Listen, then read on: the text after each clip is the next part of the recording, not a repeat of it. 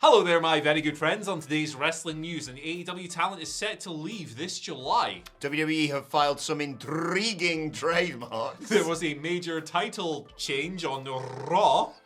Why are we doing this? An update on WrestleMania plans changing for some top WWE stars. I'm Adam Wilborn. I'm Andy Murray.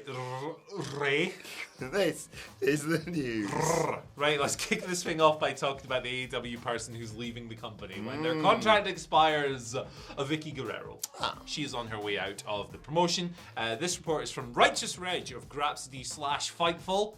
As kind of published on Fightful Select, the report was, Vicky's contract is up in July. It will not be renewed. Ending Vicky's 3-year tenure with the promotion. She debuted doing guest commentary on like a dark show in like December 2019. The following July, she became a full-timer managing Nyla Rose. She's since managed Marina Shafir as well. They're currently doing that alliance, mostly on the YouTube shows. And she had that period with Andrade where she brought him in. Yeah. That was weird, and it was kind of binged off within a couple of months. Chavo then was with Andrade for a while, and then he was gone as well. So it's all Andrade's had a complicated history when it comes to allies in AEW so far. But yeah, Vicky's on her way out of the company. Contract not being renewed in July. She's had an interesting, weird run, hasn't she? Like being paired with various people. See, the thing for me, right, with this is like, I think they chose the wrong people for her to manage, right? Yeah. Because for me, Nyla Rose doesn't need a manager. Nyla Rose does not need a mouthpiece. Nyla Rose has more personality. Just read her Twitter. Yeah, she's got more personality in her fingernails than most people have in 5 bodies. She's sensational. And for me, the one great failing still of the AEW Women's Division is that they don't have Nyla Rose on TV saying awesome stuff, getting over, dropping one-liners, being the coolest person alive. True. She made me enjoy a belt-stealing angle last year, and that is nigh on impossible. So for me, Nyla never needed that. So, not to say that they don't mesh well, but I think Vicky could have maybe been used somewhere. Like, Nyla can get over. Andrade obviously did not work on TV. But yeah, Vicky, on her way out. She did a bunch of backstage work, it's noted in this report as well, like with Heels, of course, and some other digital projects for AEW as well. So, maybe, like, people aren't privy to the true impact that she had of that. It's a bit like people who think all Mark Henry does every week is come in and say, well, looks like there's been enough talk, it's time for the main. It's like he does quite a bit other than that. Paul White as well. It's like, he's not, like, often when work goes unseen, it doesn't get acknowledged, and it's good to see Vicky getting acknowledged a little bit here. So yeah, fair enough. I always have mixed emotions about Vicky Guerrero because incredible heat magnet. Yes. 2 words. Just to come out and say 2 words and the entire arena will boo her. But also, one of the nicest people I've ever had the opportunity to interview. Good person. Always open to having a chat. Hopefully we'll catch up with her again soon. Best luck for her, whatever she does next. I tell you what, it's testament to how effective Vicky can be in her role that I veer between periods. I go about 6 months of going, I hate this. This is really annoying me. Excuse me. Which is what it's supposed to do because she's a heel. And then I go through another period of going, haha, look at all these people getting worked by Vicky. And then it's me again. I'm like flip-flopping back and forth. So shouts to Vicky, man. Yeah. Like her role is, it's well-defined, but it still works. So... right, let's talk trademarks, Andy. It sounds really dull, this, and the first couple kind of are. WWE recently filing trademarks for 4 people, 2 of which dull, 2 of which very intriguing. Not the people are dull, it's just like, well, they work for WWE, that just makes sense that they would just probably do stuff like that. Yeah. Drew McIntyre and Dolph Ziggler, like, that's just admin, basically. Yeah. But the other 2 are sat behind us right now. Ezekiel Jackson and Zack Ryder. Obviously, Ryder did a lot of stuff as Matt Cardona, which would make sense outside of WWE. Real name, no gimmicks. Keeps being linked with the return to WWE, especially since Triple H took over as head of creative. Jackson's one that's really interesting. He left WWE in 2013, hasn't wrestled since 2015, but, I mean, I remember him well. He was mentioned, to be fair, last year. Yeah. Because they brought someone in called Ezekiel, or we saw like stuff for Ezekiel, and we were like, sorry, what's happening? They're bringing the big man back. And then it turned out it was Elias's brother, so who knows? I have no idea what's going on there. But, I mean, with Chelsea Green doing stuff on WWE, it makes sense to bring Cardona, a.k.a. Zack Ryder, back in. I think we love, you and I, love his character. He's the best. He's done on the indies. carved out an incredible niche for himself, He's and one of he the best deserves men. a return to WWE. Yeah. One of the best men alive. Not the youngest man No, alive, of course critically. Those are the Outrunners, Tell him, of course. Tell him, Turb. I've lost my train of thought. I'm broken again. I don't know what's going on with Ezekiel Jackson. Yeah, well, that's out of nowhere. Maybe they just want to hold on to the trademark because he used to work there and it's their property and all that stuff, which is fair play. I would be very surprised if they brought in Ezekiel Jackson in 2015. The last I saw of him, he was in Lucha Underground and his character was called Big Rick, which is appropriate because he is large. Yeah. He had a cigar and stuff. It was pretty good. But Matt Cardona has been just killing the game since he had his AEW run, and then he kind of tweaked his character and he went to GCW and did all that awesome stuff. I love Matt Cardona. I just want to see him everywhere. Yeah, he rules. I've always maintained as well, if you want to get the dirt sheets talking, just do some trademark stuff. Yeah. Like when Sasha was doing Mercedes Moné, I was like, probably she's going to leave and do that, but also could just be funny to wind people up. Yeah, exactly. Like if I was in that position, I would absolutely file a bunch of weird trademarks like Steve Piss. Steve Piss. That's my ring name. Coming down the alleyway, Steve Piss. Steve Piss. And your catchphrase could be "You're in trouble." I don't get. You're in deep piss. You do next story. I'm going to trademark Steve Piss. Major. There was a title. Hello. Yeah. Can I trademark Steve Piss, please? Catchphrase: "You're in trouble." Yeah, spelled like piss. Thanks. Carry on. What are we doing? Lita is... Oh, yeah! And this was great! The Becky Lynch of the women's tag team. Sorry, ladies. That was, the main event of Monday Night Raw. I've kind of pissed all over your chips. Been building to it for a few weeks. Steve pisses all over your chips. Right, okay. You know what happened? Trish Stratus returned. Oh, do you want to do the sound effect? Oh, it's time to rock and roll. What did I do to deserve this? Sorry. They're the new tag team champions. Trish returned. Yeah. Good. I really enjoyed this. We'll talk more about it on the Raw review later. Miller will do it on his ups and downs. It was fun. I'm glad Trish is back. I assume this sets up Trish and Bayley. WrestleMania, please. Great. Trios would be good as well. Yeah. I also. I don't want EO especially or Dakota to miss out on a WrestleMania thing. So could they do a triple threat with the Ronda? Because Ronda and Shayna are obviously fighting over the titles. That's a good option. Why not? It feels a bit harsh to be like, you hold the tag titles for all the year, and then 4 weeks before WrestleMania. Thanks. See you later. You won't be on the card. How would you like that pay-per-view bonus? At least you can be in the battle. Oh, wait a second. Triple H said yesterday that's not happening. No. But really enjoyed this main event of Raw. Really enjoyed quite a lot of Raw, actually, to be perfectly honest. We'll talk about it, like I said, a little bit later. Read ups and downs on the website. And Miller will be presenting that video a little bit later on. Do you want to get a little bit of bollocks going on? A little bit of bull S in the comment section. That almost MVP Bobby Lashley deal. Very Vince McMahon. Yes. Actually, there might be a Twitter question about a little bit about that later on.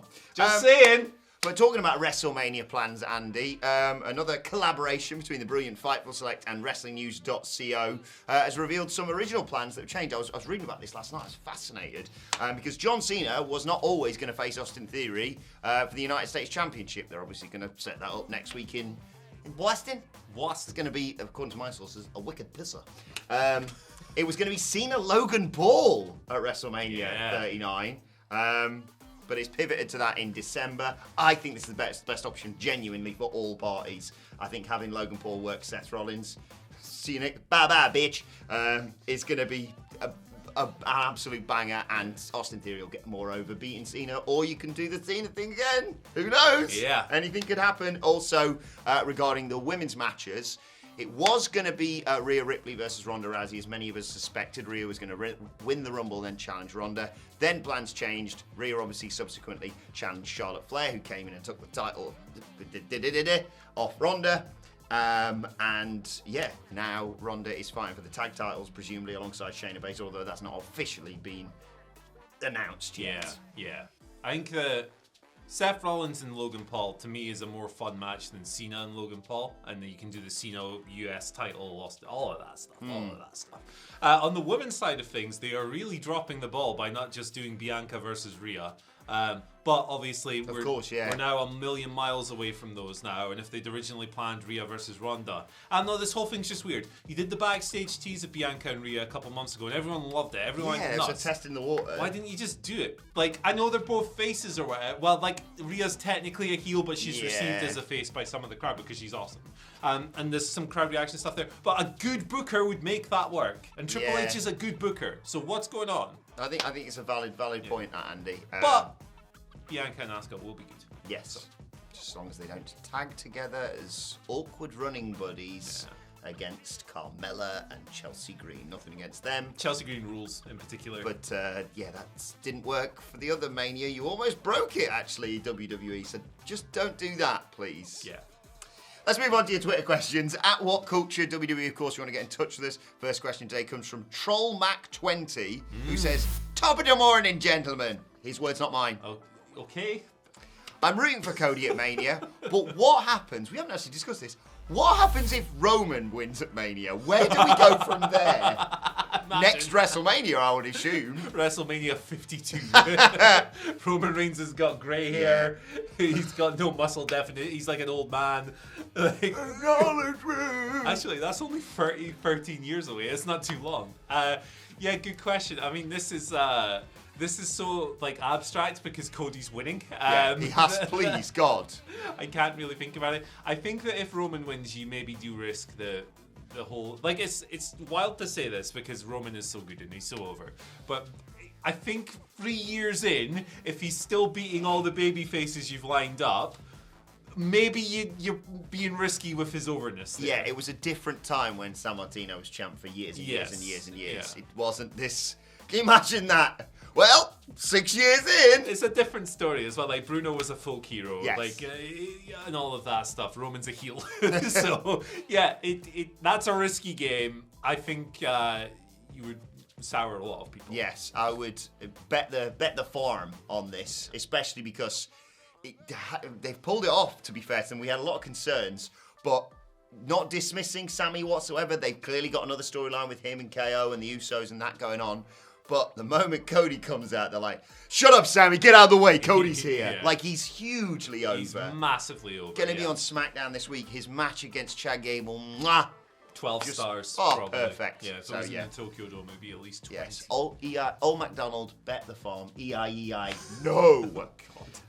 Jake and Amir reference there for anyone paying attention. One today. Drake, I've had too much sleep. Yes, you know. Draco F. Riot. At French Fry Pod, I do hope that's an actual shit podcast, gives us our second question of the day. If WWE does end up landing Kenny Omega and Jay White, what are the chances, I've wanted to know your thoughts about this, right? What are the chances they'll be thrown into NXT? They gotta learn the ropes. They gotta learn the ropes. I saw this doing the rounds last night, right? Someone, I think it was a troll, to be fair. I think it was someone just trolling. It was like, "Oh, they've got it. They don't change the rules for them. Them and the Young Bucks, they got to go in NXT." Look, putting Kenny Omega in NXT, putting Jay White in NXT for that matter, is like taking your Lamborghini and entering it in a dirt track race. Yes. Hell effing no. It's completely absurd. Kenny Omega is one of the best wrestlers of all time. Yeah. Jay White is one of the most WWE suited wrestlers on the planet.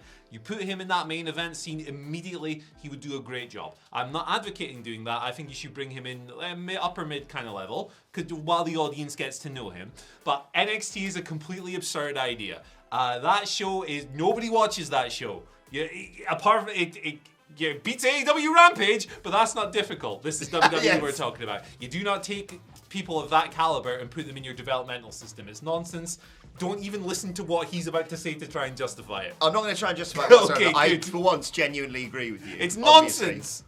But what, just for 1 week, just to wind people up? Wouldn't that be... You are a fan of that sort of thing. It would, but it would also minimise their arrival on the main roster. Yeah. If they showed up in this rinky-dink performance centre with the same 100 people there every week. NXT, Kenny Omega versus Tony Andrews. And also, NXT's... It's a rubbish TV show. It's a good best show of the week. It's garbage. Like the storytelling is abysmal. The characters could be written by, like, I don't know, some cartoonist. There's no great wrestling on it. There's plenty of good wrestling. Oh, there's some great wrestling. There's a lot of bad wrestling as well, but there's no great wrestling on it. Dijak Wesley. What are you doing? That Yeah, I was mean, great. it was very good, but it was like you can watch any indie show and see like a spot match like that anywhere, and those matches are good, and they take a bit of skill.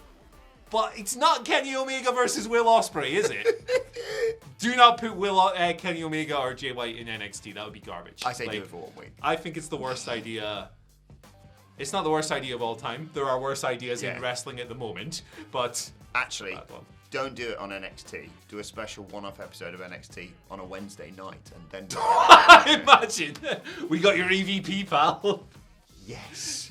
Cody versus Kenny Omega main event. Oh boy. Oh, I've made myself. Yep. On the NXT in this audience. Oh, cool. With the piped-in cheers. Yeah. Oh no. Brian George. I said we'd get a question about Omos and Lesnar. Question. Sorry, Ben Roy. Sorry. It's rubbish. Rules. If you like NXT, check out the NXT podcast. I like a lot of the wrestlers. Yes. A lot of talented people there. It's just written by complete psychopaths. Brian George gives us our final question of the day. Hello, gents. Am I the only one at least a little bit excited by Omos versus Lesnar? Omos versus Strowman was fun despite expectations. This could equally be entertaining. Just a thought. I've completely changed my opinion on this. I've got to be honest. I was like, Omos and Lesnar. But the moment I realised, well, we're not getting Gunther and Lesnar, I'm fascinated by this. Basically, the game is, can Lesnar pick up Omos? Yeah, I saw that 35 years ago, and I'm not into it.